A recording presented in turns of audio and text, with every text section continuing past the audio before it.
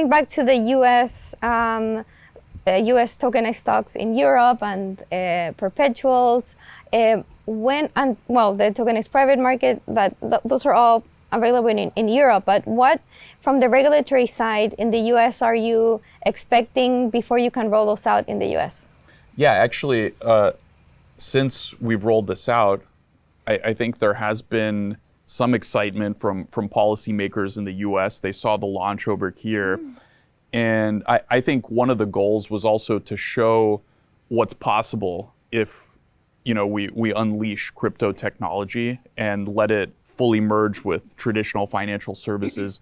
I think we've been talking about this in crypto for quite a while, but there hasn't been too much in the way of actual product that people can use in a nice form. So I think that's compelling. If you can actually see real product, Europeans enjoying access to US stocks, us making it very easy to use, and really with an experience that has no compromises, then I think the US will follow along quite quickly. We've already been having a lot of conversations on tokenization, and it's something that we believe the SEC has the mandate and the power to do without additional legislation by Congress. And there is a crypto task force at the SEC. They had a tokenization roundtable. Johan, our crypto GM, was actually a participant in that. So I think they're excited about tokenization. They'd like to make it happen. The problem, of course, is, US is a mature market and we have infrastructure that's already there. So you have two problems with that. One is, the incentive to upgrade is perhaps less big than in a market that has nothing. Right. It's sort of like how China went from no trains to high-speed rail. They sort of went to the technology frontier.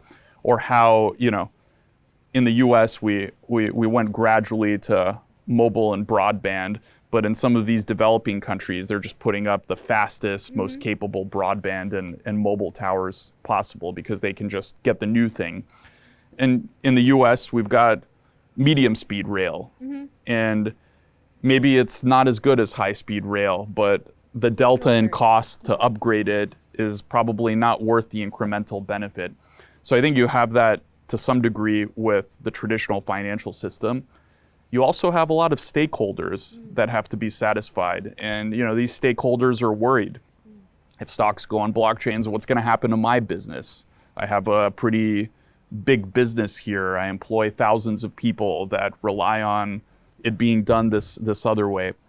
So I think you're seeing some of that with stablecoin as well. There's the banks are a little bit nervous about it, as you can imagine. And I think that's the trap of being at the frontier for some period of time. There's entrenched interests.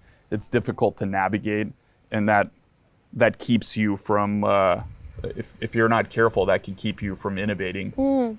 But you're not worried about those same issues because you also have, all your infrastructure in the US is geared for traditional stocks, but you're okay with making that move. Yeah, we're okay with that because I think that if there's better infrastructure, then I think people will have to embrace it. I'm very interested in being at the frontier technologically. I mean, we were the first that really popularized investing on a mobile device. And that, to some degree, was another example of this, right? There were entrenched companies that had built out web interfaces, so you can trade tethered to your desk. And they didn't really want a world where people were trading on their phones to exist, threatened the status quo. And that was an opportunity for us to come in.